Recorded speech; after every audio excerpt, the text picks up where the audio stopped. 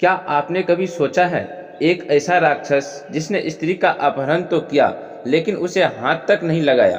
रावण ने माता सीता का हरण किया पर अशोक वाटिका में उन्हें छूने की हिम्मत तक नहीं की। क्यों? डर था या मर्यादा? आइए जानते हैं इस रहस्यमयी घटना के पीछे की वो कथा जो आपको सोचने पर मजबूर कर देगी। एक बार की बात है, लंका का राजा रावण, जो बल, बुद्धि और अहंकार का प्रतीक था, एक दिन अपनी बहन शूर्पणखा के कटे हुए नाक चेहरे के साथ विलाप करता हुआ देखता है। शूर्पणखा ने राम और लक्ष्मण से अपमानित होने की पूरी कथा सुनाई और सीता के सौंदर्य की प्रशंसा की। रावण की नजरें बदल गई। अब उसके भीतर सिर्फ बहन के अपमान का बदला नहीं, बल्कि सीता को पाने की लालसा भी जन्म ले चुकी थी। मारीच के साथ मिलकर उसने सीता का हरण किया। सीता को अकेली देखकर वो रथ पर चढ़ाकर लंका ले आया, लेकिन लंका पहुंचने के बाद भी रावण ने उन्हें छुआ तक नहीं। उन्हें अशोक वाटिका में एक वृक्ष के नीचे बैठा दिया और केवल अपनी बातों से उन्हें मनाने की कोशिश करता रहा। हर दिन रावण कहता, मुझे स्वीकार कर लो, मैं तुम्हें रानी बनाऊंगा।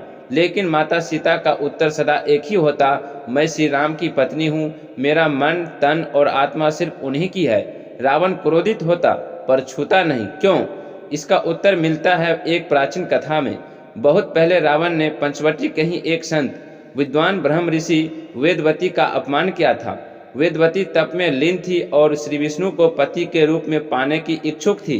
रावण ने उनका अपमान करने की कोशिश की। जैसे ही उसने उन्हें छूने का प्रयास किया, वेदवती ने क्रोध होकर कहा, हे रावण, तू अधर्मी और दुष्ट है।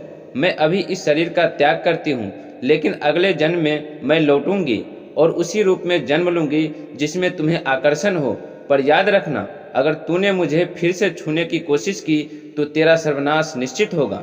वेदवती ने अपने शरीर को अग्नि में समर्पित कर दिया और अगला जन्म वह थी माता सीता। रावण जानता था कि सीता वही वेदवती है। उसे याद था वो साप, वो अग्नि और वो भविष्यवाणी।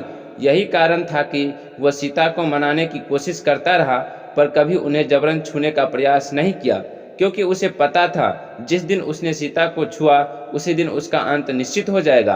कुछ विद्वानों का मानना है कि रावण भले ही अधर्म था, पर एक मर्यादा की रेखा भी थी। वह ब्राह्मण पुत्र था, शिव भक्त था और स्त्रियों का बलात्कार न करने का नियम उसने अपने राज्य में लागू किया था।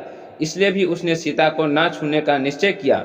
यह कथा हमें सिखाती है, पाप चाहे कितना भी बड़ा हो, मर्यादा की एक सीमा कभी न कभी उसे रोक देती है।